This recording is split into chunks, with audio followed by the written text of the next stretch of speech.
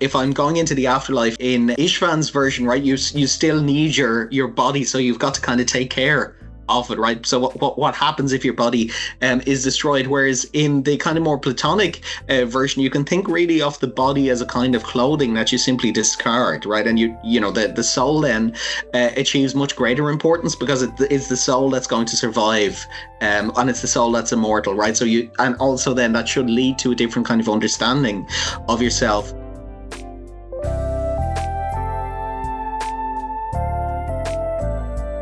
Aurora Dialogues, Musings on Philosophy, Theology and Antiquity.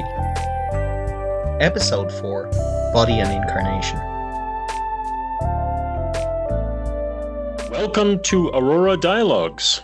I'm Michael Heneise, and today we'll be exploring body and incarnation. We live through our bodies. They allow us to see, touch, move, and connect with the world. But they are also vulnerable to sickness and pain, which alters how we understand life itself. This raises profound questions. Is the mind part of the body, or something else entirely? How does religion engage with our embodied existence? And what about the idea of incarnation, particularly the Christian belief in God becoming human? I'm joined by Espen, Carl, and Istvan. To help unpack these questions, Espen will share insights from his new book, Incarnation, Pain, Theology, a Phenomenology of the Body. And together we'll reflect on ancient and modern perspectives on the body and soul, our embodied experiences, and how these ideas resonate across cultures and religions. Let us begin. Let's start with a classic question in philosophy. Is the body separate from the mind, or are they deeply interconnected? How did thinkers before Descartes approach this? And what can we learn from their views?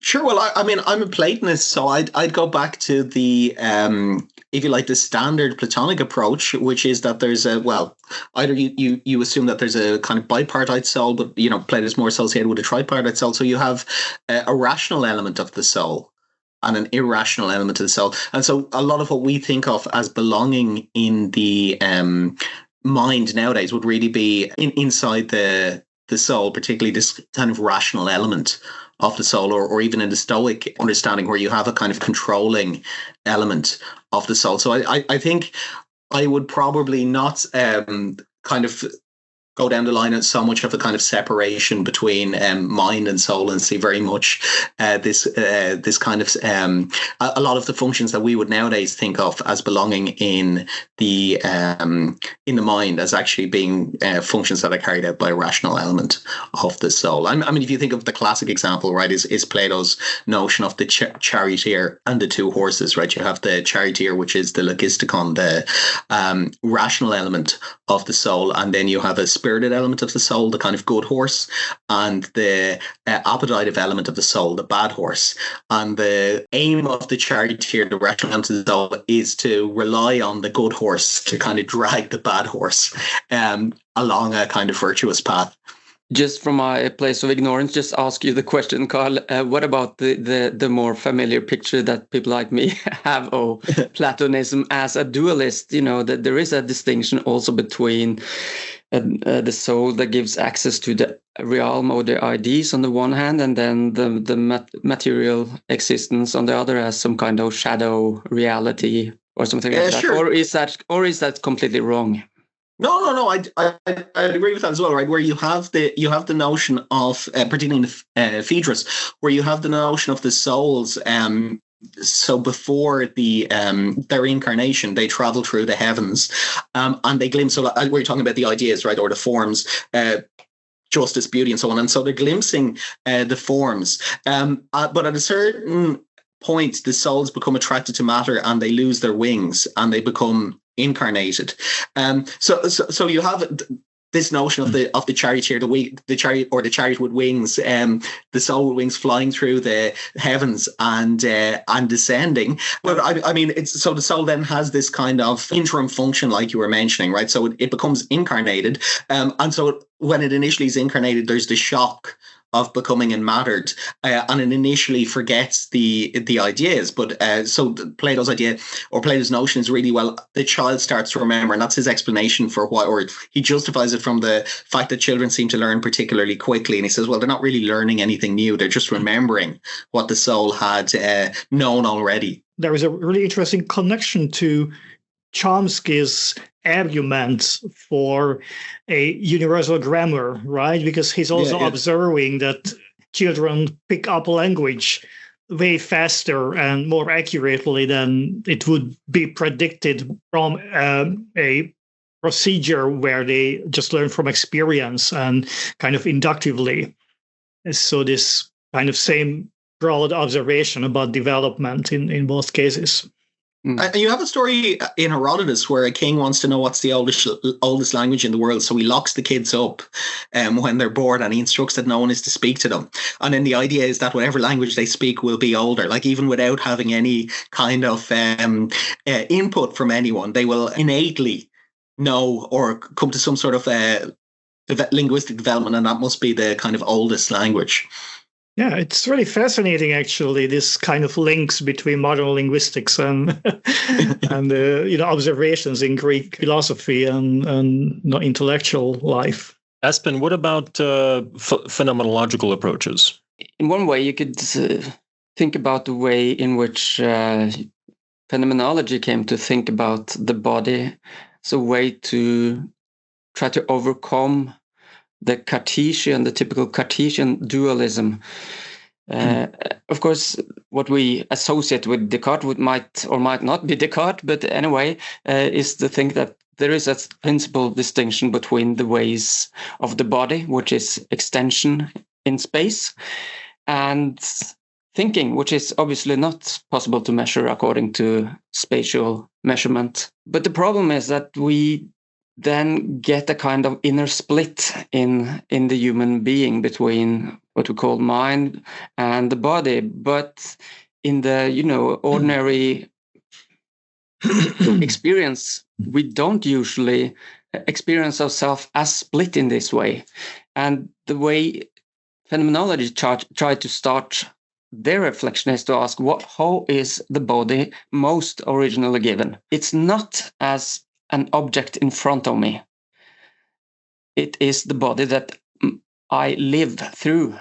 So this is the starting point according to phenomenology. And when we try to analyze what is going on when I, as an embodied being, moves around, perceives the world, engage in different activities, is that what we could call consciousness and bodily senses and activities are internally connected. They are part of the same living body. So that's the basic idea.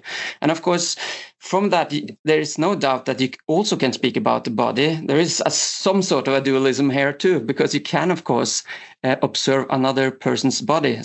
And that is not something I feel, but I can still observe it as, for instance, a human body.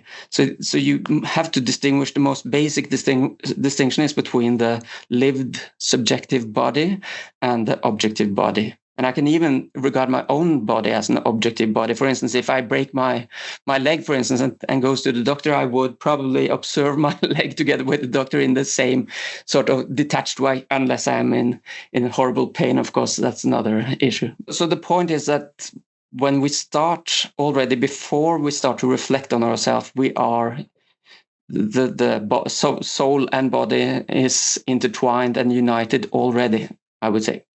Istvan, what's your take? I would go back to Genesis, the book of Genesis, where when God creates humans, he creates Adam first, right? And he takes the dust of the earth and creates man. And then he would breathe the breath of life into his nostrils. And this life-giving soul is called nefesh in Hebrew, and it can indicate just a human individual. So there were so many people. You express this. It's apparently a biblical term that we use. so many souls there. It also seems to indicate something which might connect to the Platonic tradition, that this is something that you have to add to matter to bring stuff alive. But it's also remarkable that actually this detail is not mentioned when God creates the animals or the plants for that matter. So this seems to be specific to humans. So I would venture the hypothesis that this is actually some kind of a mind. It's not only animating matter, but it's also giving some kind of thinking, feeling aspect to a human being. And so this can be later also distinguished from body. This word is not in this story of creation, but basar is the body, and it can be mentioned as a kind of separate entity. So there is some sort of body-mind dualism hidden there already. But it is not really systematically reflected in the Hebrew Bible. Anyway, we discussed resurrection last time, so I don't want to go into that. But it seems that there is ambiguity about this, right? Whether this can be separated or not. So the soul from the body, or the mind from the body, for that matter. There is a much discussed pattern. Actually, tripartite idea with Paul, the Apostle Paul. This is a topic discussed by biblical theologians, and it's a little bit over-systematizing Paul. So Paul is not writing very systematically, but he is using three expressions. So he uses the body. He would say psyche, so something like a mind or a thinking, feeling, animated aspect. And he would also use the word pneuma, or actually the spirit, I would say. But so this would be the part that is connected to the divine, that is in interaction with the divine. This is also used to express that somebody is in a state of faith or a state of awareness of Christ, as opposed to someone being in the flesh, being fleshly, which means actually this does not mean that that person does not have a mind. You see, that's quite interesting. So, but that would be a state where you are not spiritual, we would say. That kind of usage seems to make sense. I would not venture, as some thinkers do, to create a strictly tripartite anthropology from that, though. Espen, maybe we could go a little deeper onto your what you initially started to present, how the mind might be incarnated, how we might think of the mind as being part of the body. Do we focus on the brain or on perception and movement? Yeah, I think the way phenomenology usually approach this question is exactly by pointing towards the role of perception. Perception is more than just taking in sensations, but it obviously uses the senses in order to apprehend the world in different ways. And so that is the way that our mind, you could say, is directed towards, are open to something beyond itself, namely the world. Perception doesn't work without the body's entire ability to move. And this can, of course, it's in the trivial sense that once you want to see something, you have to direct your eyes towards it, perhaps your neck and so on. But also in the sense that in order to measure, to see distance, you don't have to walk back and forth, of course, but you have to have the ability, the kind of habituated experience of what it is to move at a distance, for instance. So all these ways points towards that our consciousness of the world seems to be dependent on a moving body with the ability to perceive. So that's one way to approach it. Of course, there is this much debated question about what is the relation between the brain and the mind, then it's a tough one. And I guess perhaps Istvan would have another answer than I have. We can come back to that. But of course, that's just a version of what is the relation between the body and the mind, but it makes it more concrete. One, of course, what phenomenologists, and I think I would say, is that, for instance, to see an apple in front of me, I fully acknowledge that takes processes in the brain that I'm not aware of, but I assume there are corresponding activity in the brain. So there is obviously a connection, and the brain must be extremely important in our body. But you could start with saying that seeing an apple is not a process in the brain, simply for the fact that you don't have to know anything about the process in the brain. You don't experience it. They are not in themselves visual phenomena. So there is a distinction here. So we must keep up this distinction. So the question is, how does the brain work? And I don't assume I don't have a good answer to it, but I think that at least what phenomenology must say is that the brain is important, but it's just one part or one organ within an organism. It doesn't work without the body, perceptive abilities, movements, and also the world around you. If you take that away, it's just like a post office. The post office is extremely important, but it takes for granted that there are posts coming in, someone sending, someone who's reading in the other end, and that there is this entire institution of having a post system in the society. So because we already had that according to our lived bodies, the brain can serve this coordinating function as it probably does. Does this make sense to you, Istvan, or is it? Yeah, well, so the mind-brain problem is really the classical problem in cognitive science or the philosophy of mind. Embodiment and the participation of the body are interesting questions, but in a way, to me, they are more like conceptual issues where you draw the boundaries of the system, and obviously your body participates in everything you do. So you can argue about the necessity of there being a body for thinking. I am much more skeptical about actually the radical consequences of the body. I would argue that, for example, thought experiments are a favorite way to argue about this, but like, what if you have the brain in the vat, like, yes, a physiologically alive brain which gets all the inputs and outputs, and so it would be a kind of this would be the idea that it's some kind of central processing unit. So that's one set of issues. The other one is the mind and the brain, and to me that is actually much harder to think about. So you cannot easily say that it's only a matter of framing the issue. There are claims that the mind is just the brain.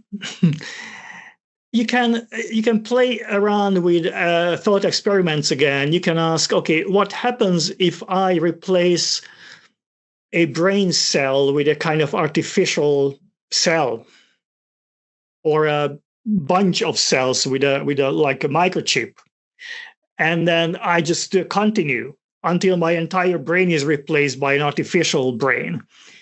And does it mean that the mind is then stays alive or stays active in a different medium? Or can we, as it's a matter of course, science fiction and the Matrix movie and so on, can you just take your memories and upload them into some other mind and another person's mind, or into an artificial mind, or medium, let's say? And so this kind of gives us conceptual tools to think about mind-brain relationships. And there are many different ways to articulate this. But to me, this is kind of the harder question. And it is, in a way, to me, easier to think about the mind-body relationship or the brain-body relationship.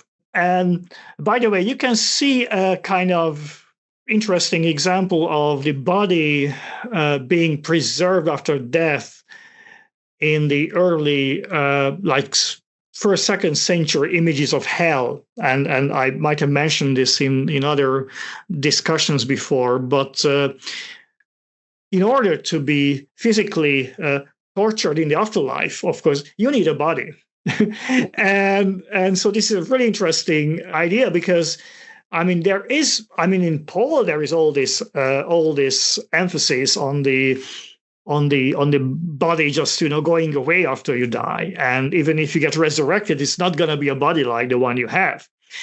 But as soon as you have these images of hell from the late first, let's say, second century for sure, there you have a body that feels pain and that can be tortured, and those poor guys have tongues and have whatever, all kinds of body parts that seem to be quite realistic and not so different from the bodies we have in this life.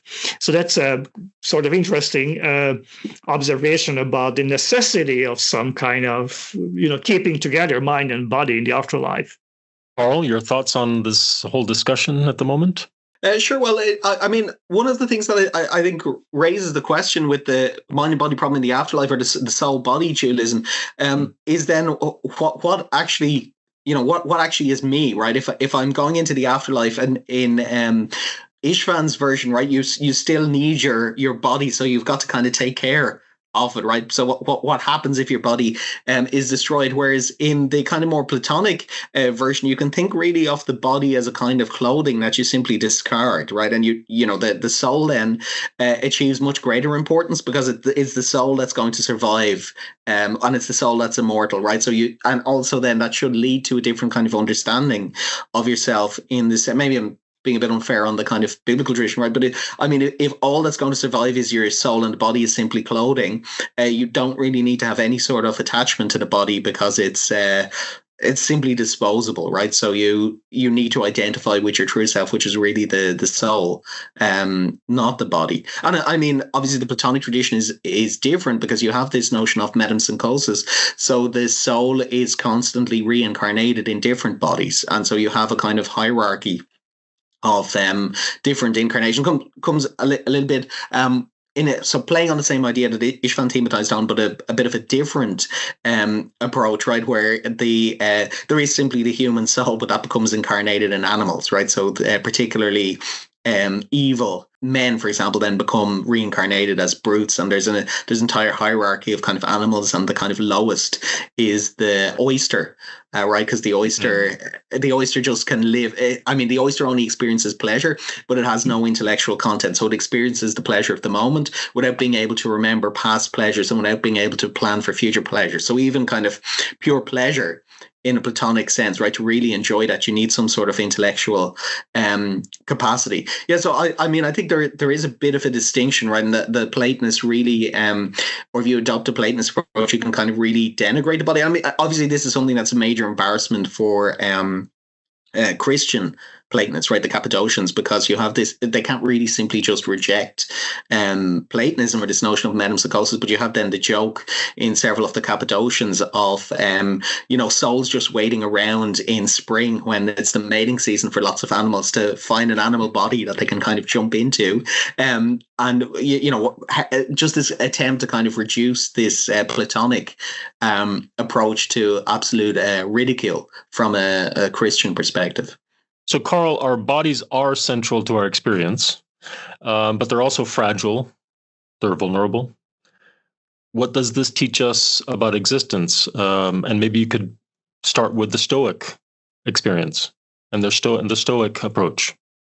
Sure. Well, I think the Stoic approach really is to is to really look at this notion that things are fated, we function inside this sort of nexus of fate. So the general approach to life is that we have a choice, which is we're kind of like a dog which runs after a wagon, right? And so we can either be dragged along by the wagon, or we can run along after it voluntarily. So the body kind of subjects us to this kind of causal nexus, and in the same way that the for the Platonists, I mean the Platonists, we can make choices in terms of going back to what we were saying before, this idea of not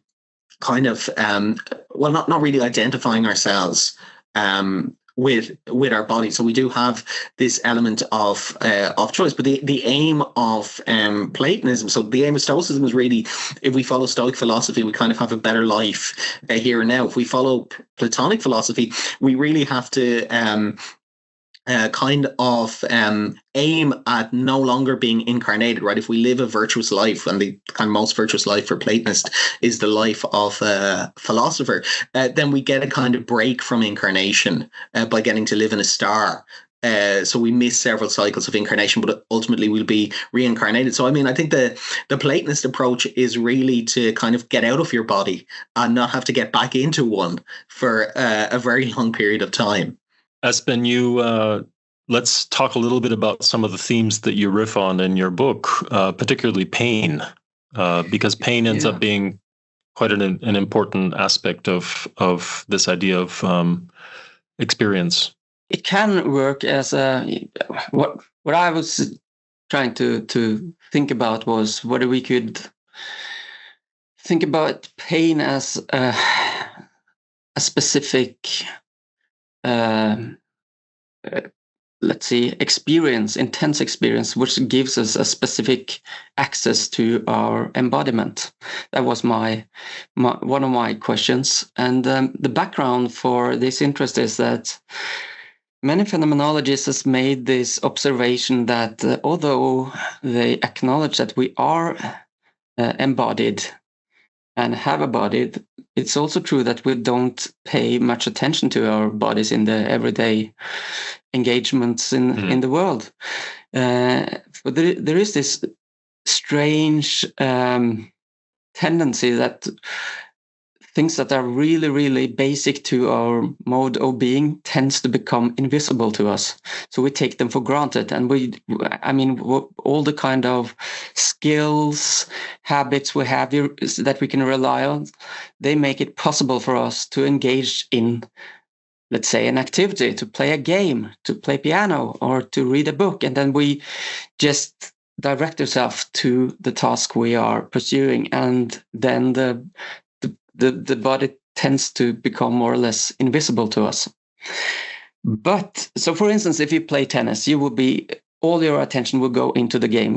You will, of course, if you get tired enough, you will have to take a break. But otherwise, you will completely focus on the game itself, the way the ball goes back and forth, and how you position yourself in order to win the game, and so forth. But if you get, let's say, a heart attack during that game, and you feel an enormous pain in your chest, then the entire situation will be reversed. So what you took as the background, namely your own body as a well-functioning medium through which you played tennis, will now become the foreground. And the game itself will be almost irrelevant. It will fade into the background. So what pain does, it seems to me, is to make the body appear in a very concrete and a very special way. It reminds us of some kind of very concrete material presence of our own body. When you're in a state of pain, you can't really deny that you are embodied. It's no way out. That's part of the suffering. There's no escape from this completely embodied feeling of being in pain.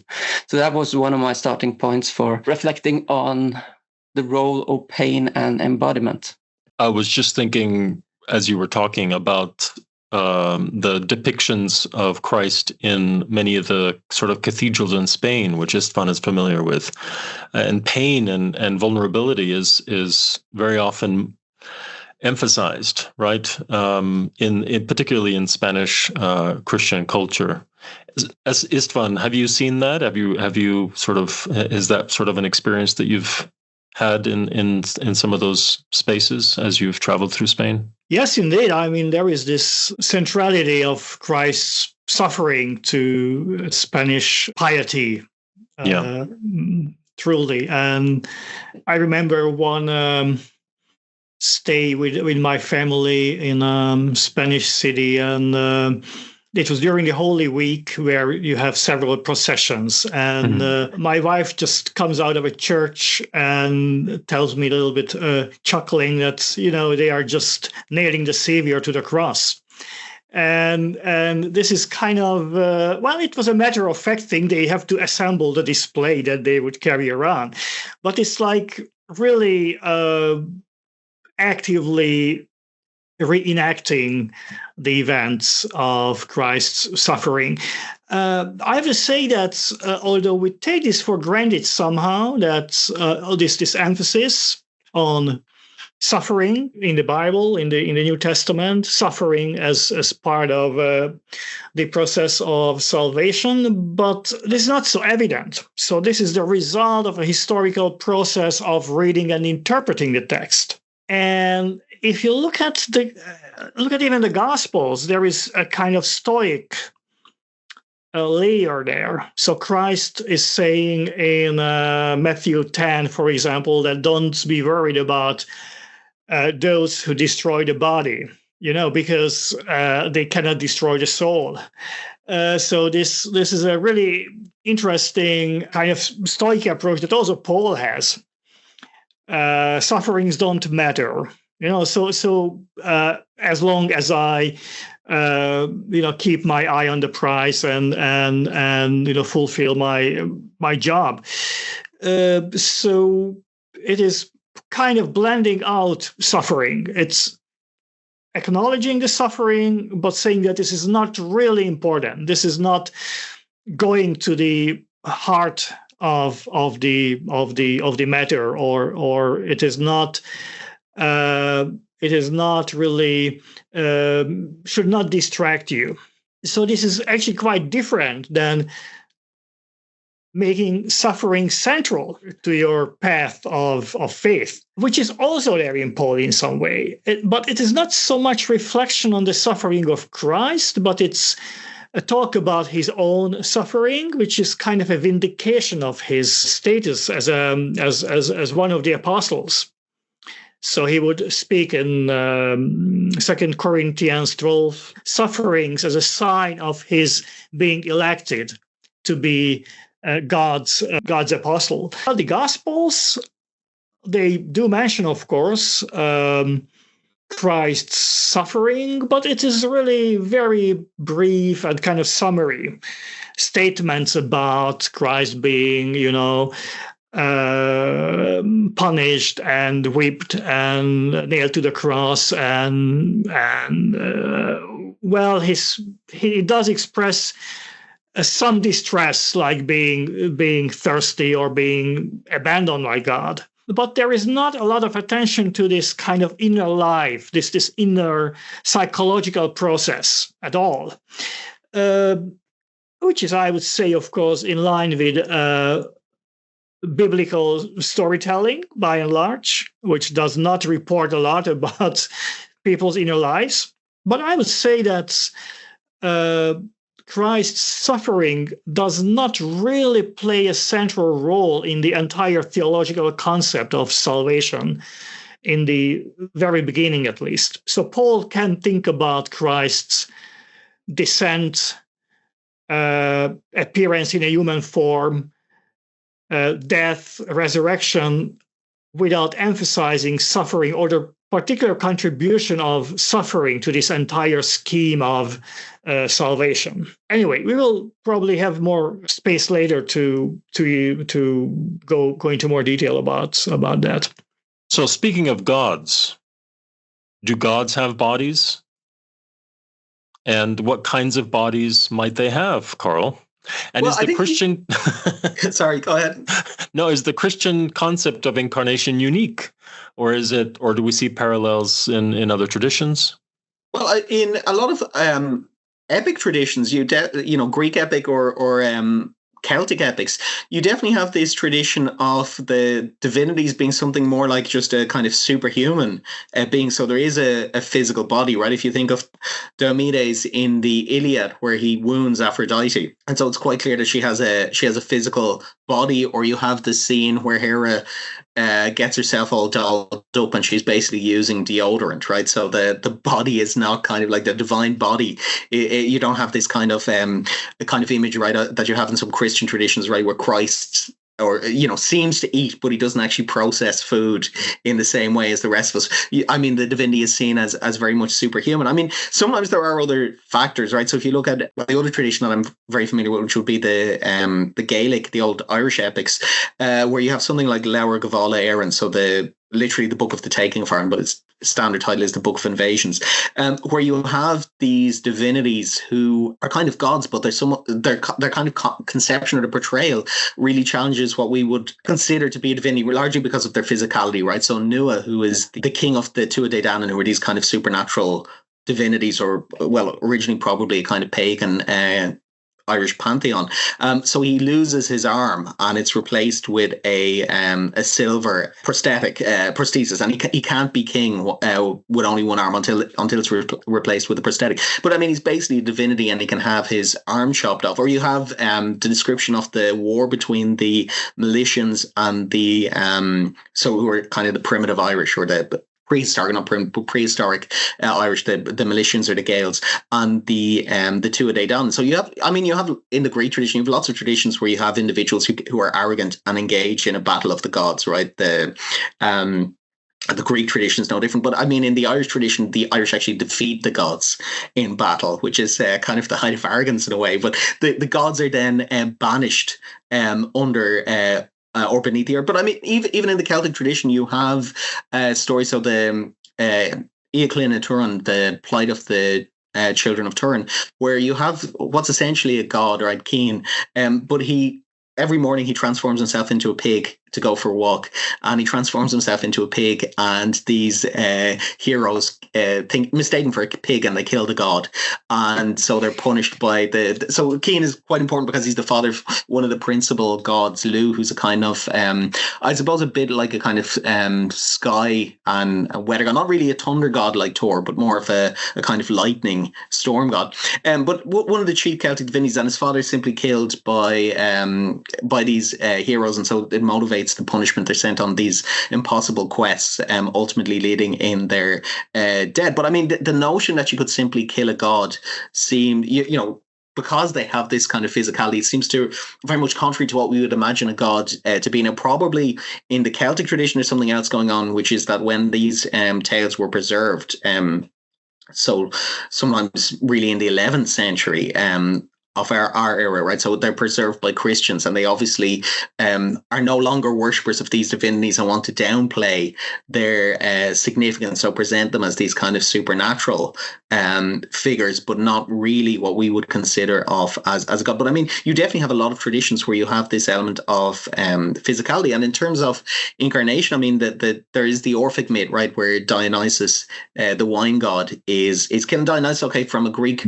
perspective, he's a bit of an outlier because he's probably a kind of later import into the pantheon, and you have a lot of myths outlining the kind of struggle that he has for acceptance as a standard divinity or standard Greek divinity. So I mean, he's a bit of an outlier. But you also have in the Egyptian tradition, but it's something that becomes important in terms of its exegesis in the Platonic tradition, the myth of Isis and Osiris, right? So where Osiris is ripped apart, and Isis has to go through the world and assemble the various bits together, and then there's a whole discussion with Plutarch, or in Plutarch, De Syridae, where Isis can't find his phallus, and the kind of significance this has, right? Because when she assembles all these various bits together, he comes back to life. So you definitely have in other traditions notions of incarnation, or even of divinities dying, and for it to be possible for them to die. I mean, I think this is sort of something that Istvan would be very interested in, from the perspective that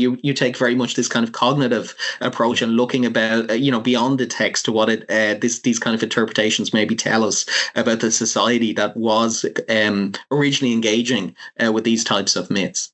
Yeah, Istvan, God takes many forms. In the Old Testament, of course, we have clouds, right? Or clouds of smoke and pillars of smoke and all kinds of shapes and forms. Right. I think one basic question is whether anytime you claim God appears in some form, is this a metaphor or is this some kind of embodiment? And there is a lot of literature on this about Greek mythology.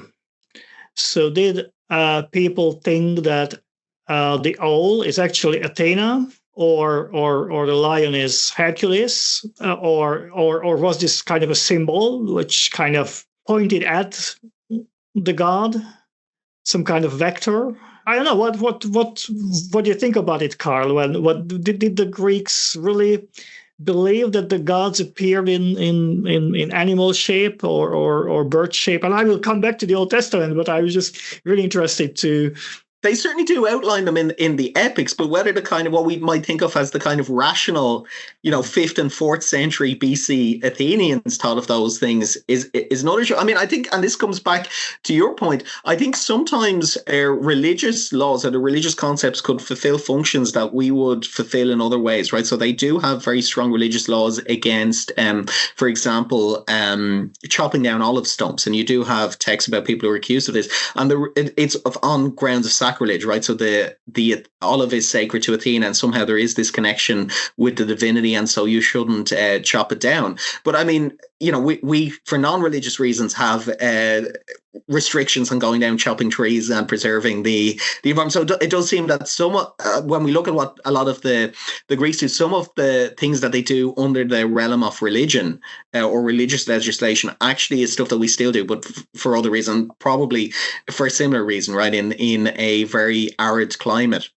And the idea of chopping down trees, and I mean the trees related a little bit to our point that sometimes the olive stump, according to the Greeks, the classical Athenians, could regenerate. So that was the part of the logic of not chopping it down or not removing the stump, even if it occupied land that might otherwise be more productively used. But they saw this as a kind of, or the claim was, this is the divinity kind of resurrecting the tree. So I mean, something that we might think of as fairly natural, they could kind of read something religious into it, but on the other hand, we can see it. We can kind of interpret these things from a much more practical perspective.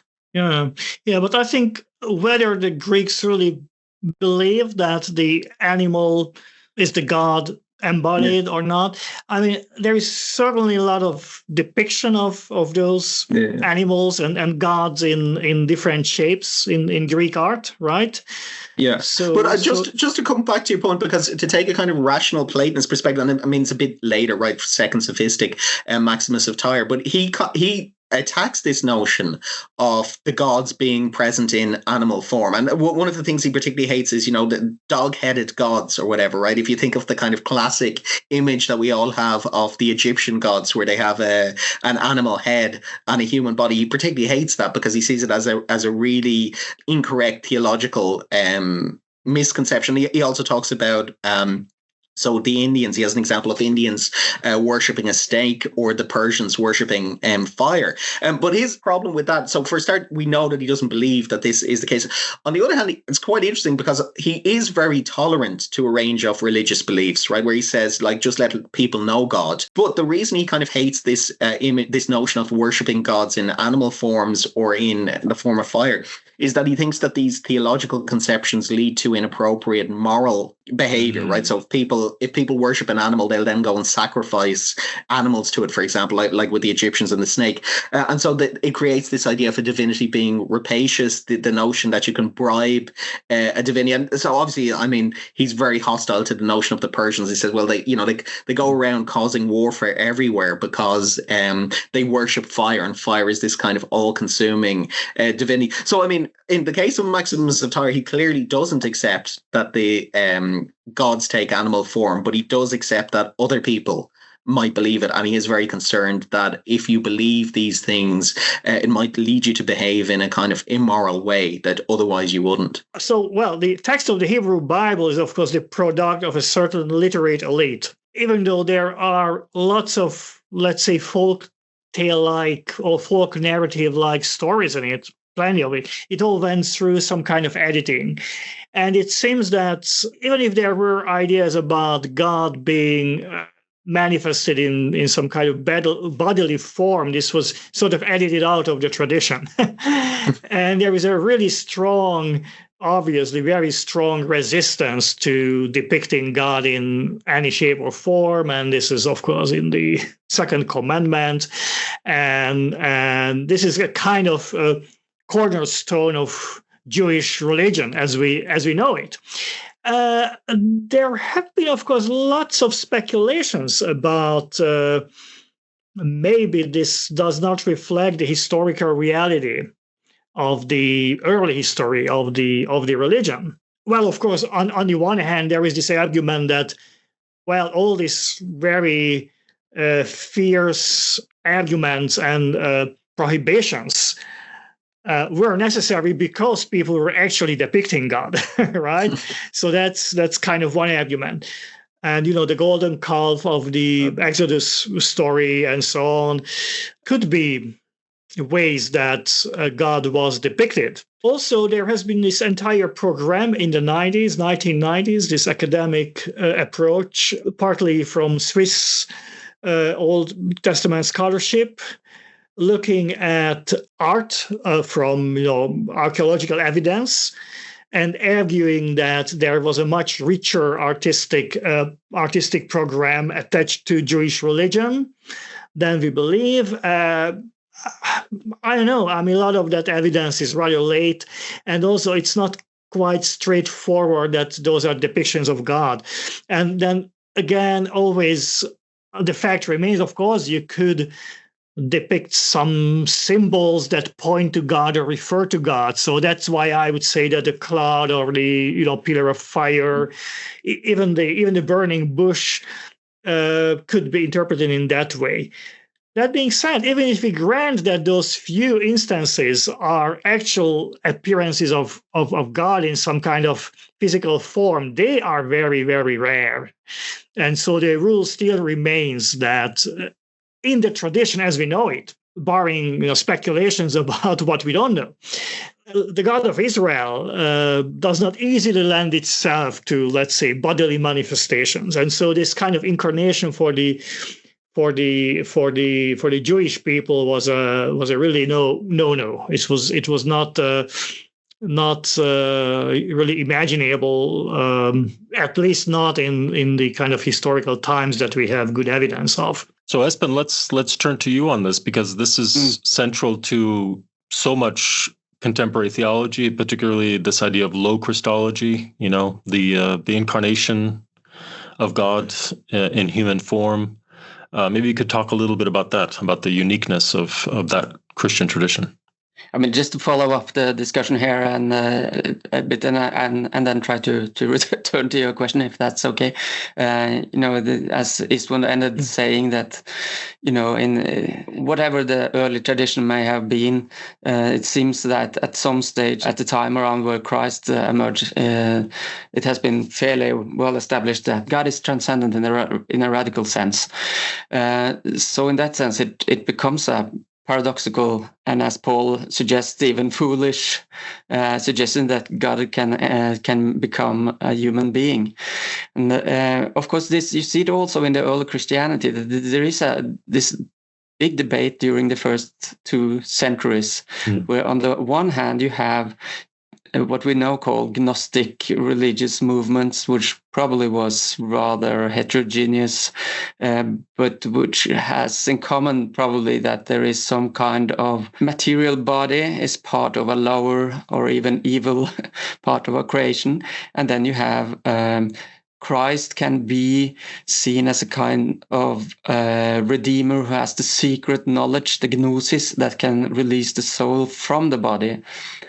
And then when they are confronted with the fact that, the presentation of Christ as a fully human being, then they will rather interpret it as a kind of a quasi-human being, or it just seems to be a human being, because there is obviously this fear of contagion from the material, ordinary human bodily existence and the divinity, which must be something else.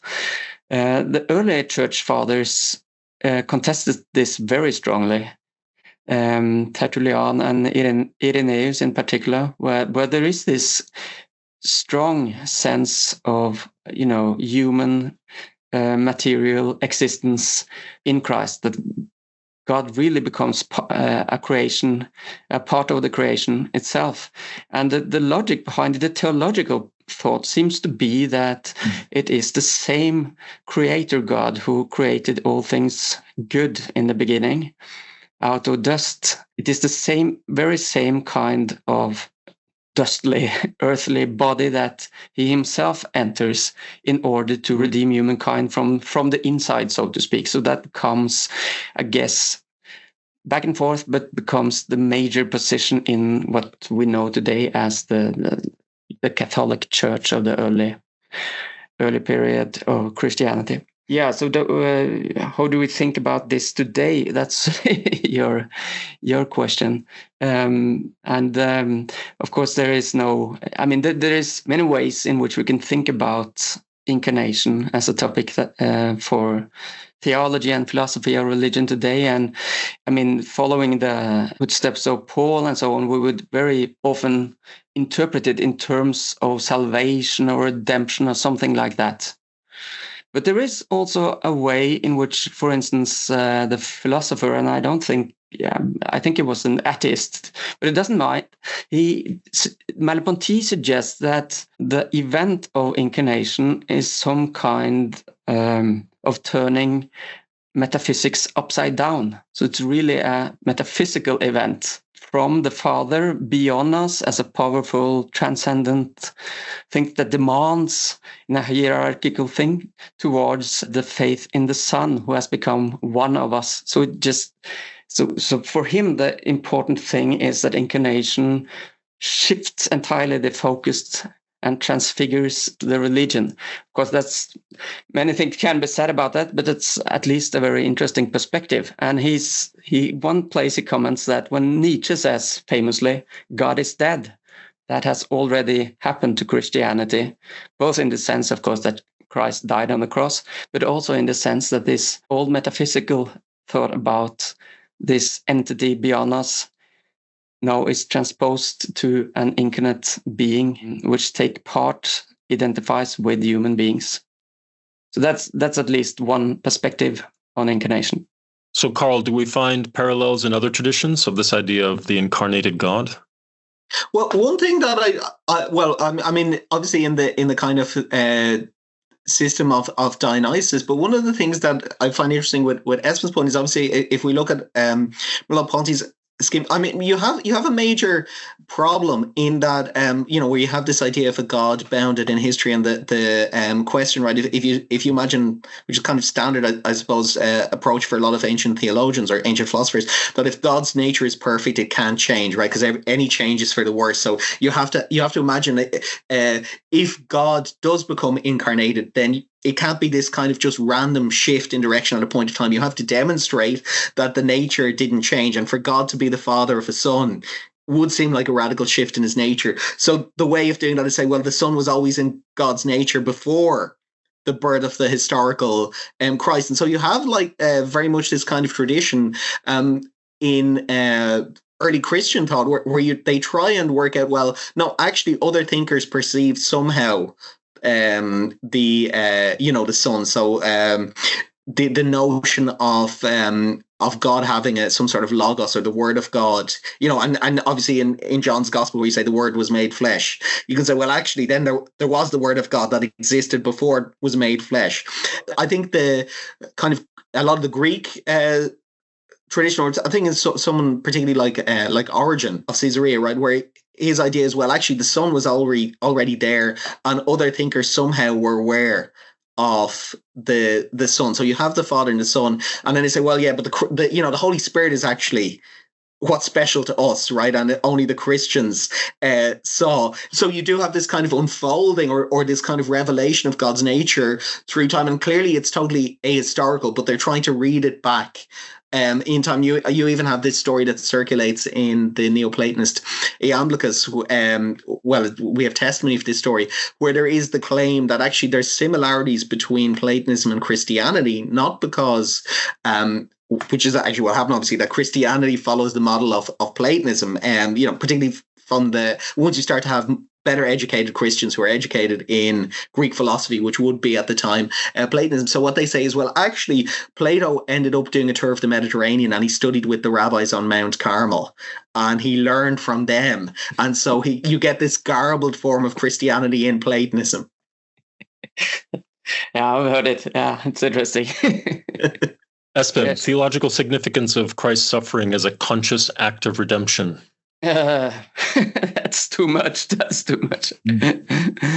I would rather shift the focus of the question. I mean, this, of course, redemption and all this has been from the very beginning. I mean, Paul, the oldest textual witness that we have, starts to interpret Christ in terms of redemption, sacrifice, and so on, atonement. But it's also, to me, to follow up the line I've just suggested, there is, at least, I don't want to replace it. Of course, Christianity cannot completely give up that part of the interpretation, I guess.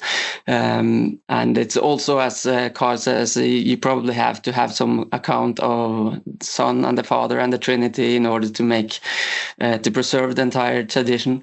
But if you focus on just this single, incarnation, I'm a bit struck by one thought. I usually thought about incarnation and the Christmas mystery as, that's where it happens.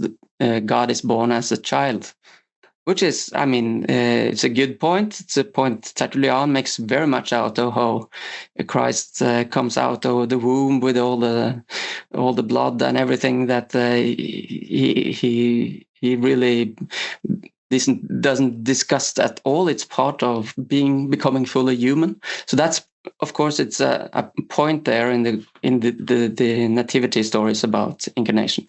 But if there is something to what I said about pain, that pain is an human experience that perhaps is privileged in the sense that it makes the human both very concretely present, but also inescapable. So it keeps you fixed to the body. It's impossible to escape your body when in pain, or deny your body when you're screaming in pain. So in that sense, you could also shift the focus of incarnation from the crib to the cross, so to speak. That what is the most significant manifestation of God becoming human is when the Christ is suffering pain. And the cross is an extremely graphic symbol in the sense that Christ is literally nailed to his own body, as if doubling the sense of what pain is about, the inescapability of what you want to escape, namely the body in pain. But it stays, and that's one way to read. If you focus solely on this, God becoming human and fully human, then the cross would be its privileged manifestation. But salvation is not thereby answered, I guess.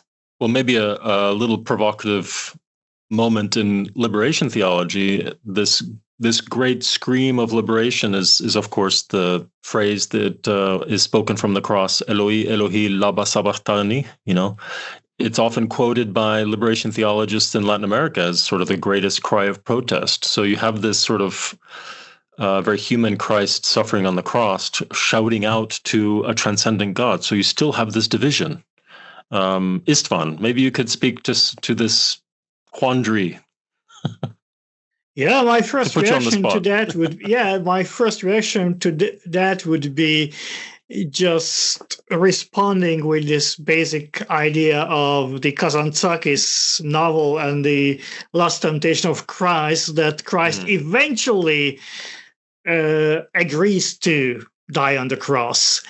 So, there is the cry, there is the what if, there is the save me, but ultimately he is not saved, from the cross. So that's I think a decisive moment, and that might be an interesting twist to liberation theology interpretation, right? That's, after all, you are meant to die. Death and resurrection is really central from the very beginning. So Paul uses that. He's not using sufferings and pain that much. So in the words of the Eucharist that we know through him, right? First is our first witness that these words were used. This is my body. That's, the bread, broken for you. But that's not a very detailed account of suffering. There is not much. It is very, very symbolic, actually. And so embracing the suffering is, I think, but I said that before, is a later development. Paul would say that punishing my body is actually good for me. It disciplines me. So that kind of tradition grows gradually, but it's still a far cry from, like, you have at the same time you have this priests of Cybele, the Phrygian goddess, and those crazy priests would go around castrating themselves and flagellating themselves, and just spectacular show of physical violence and self-mutilation. So that kind of interest in suffering you don't have for at least a century in the Christ movement. And my argument would be that the experience of martyrdom is decisive here. And I don't have time to develop that hypothesis further, but I think that's kind of shifts the emphasis, and they start to pay attention to actual physical pain and torture, and that I believe that reflects back on the interpretation of the Christ story. And this is something that eventually goes into this longer historical development in art and in the Spanish Holy Week tradition, where you really start to celebrate and to kind of embrace the physical pain and the bodily suffering as part of this salvation scheme. Since we are running out of time, maybe, Carl, you could talk a little bit about the philosophical challenges to the idea of an unchanging God assuming human form, and then we'll finalize with maybe Espen could give a little bit of a plug for his book.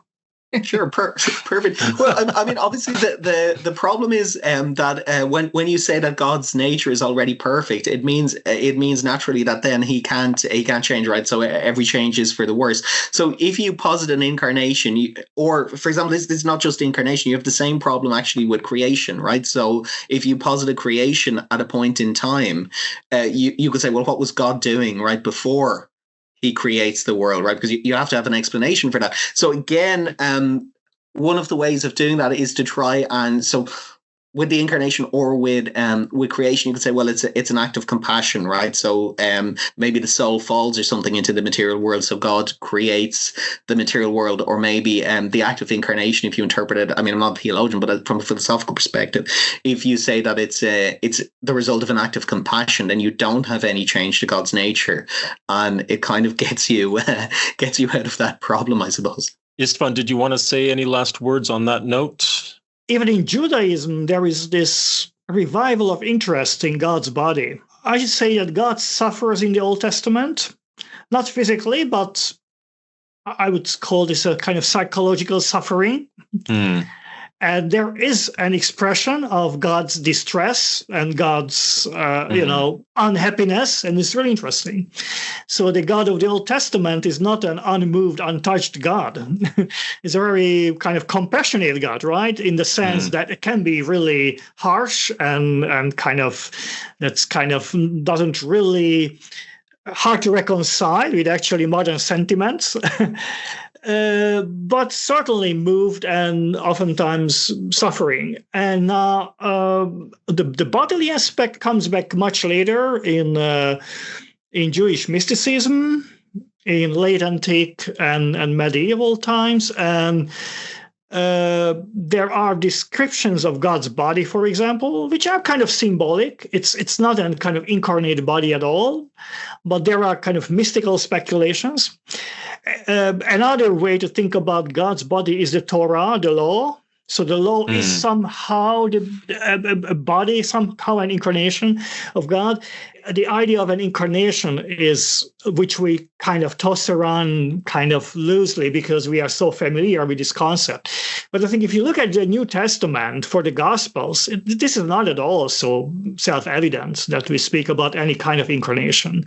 There is some kind of connection between Christ, whom he calls the Father, and as I said, except for the Gospel of John, incarnation is not a clearly articulated concept, and of course in Mark there is no birth stories, but also the birth narratives could be read a little bit like Suetonius writes about Augustus's birth. Could be a loosely mythological story about the birth of a divine man, and we tend to read this in terms of John's incarnation and then later theological developments. But this is not so evident in the first century yet. Well, Espen, I'm going to give you the final word on this one. Yeah. And maybe you can wrap it up. Yeah. Wrap it up. I don't know. It's interesting discussion here. So much I wanted to pick up, but I think we will have to continue elsewhere. Anyway, I think you are absolutely right about that, Istvan. Both about that, the pain is not something that is painted out in psychological, articulation at all in the Gospels, and the same about the actual human being, what we call incarnation, which is probably the way we come to think about it, and the position it has held for us is due to the later development of all the Christological questions and how it relates to what we know about human beings and about gods and metaphysics and all the philosophical schemes that were available at the time, and so forth. But anyway, I think there is, at least what we can say is that, I guess, however little is said explicitly about that God becomes human. I mean, you have this one sentence in the prologue of John where he says that what is it? And he became flesh. Is that the word? Yeah. And you have hints of that you could take in that sense. But the point to me is more like that both regarding pain and incarnation, that they are so central that they are not meant, you don't even need to mention them, but because they are all over the place. And that holds also for the Passion story. If you live in a culture where crucifixion is something you have really seen, then you don't need to paint it out. And also this has something to do with the stylistic, this very, very short way of accounting for things in the Gospels. Anyway, incarnation is, I guess it has a double meaning, which is we have discussed in many ways today. It's both about the relation between God and God and the human. That's one part of it. So if it's a kind of revelation, if you could say that it discloses to us what God, if this human person, Jesus of Nazareth, discloses to us what God is, then incarnation is very much about God and human being. But it also has this other side, namely that Christ reveals also what human being is like. And that is also a challenge, a standing challenge to think through if philosophy can, and theology, of course, still can respond to what kind of anthropology is implied in the incarnation. Great. Well, we've explored the body as more than just a vessel.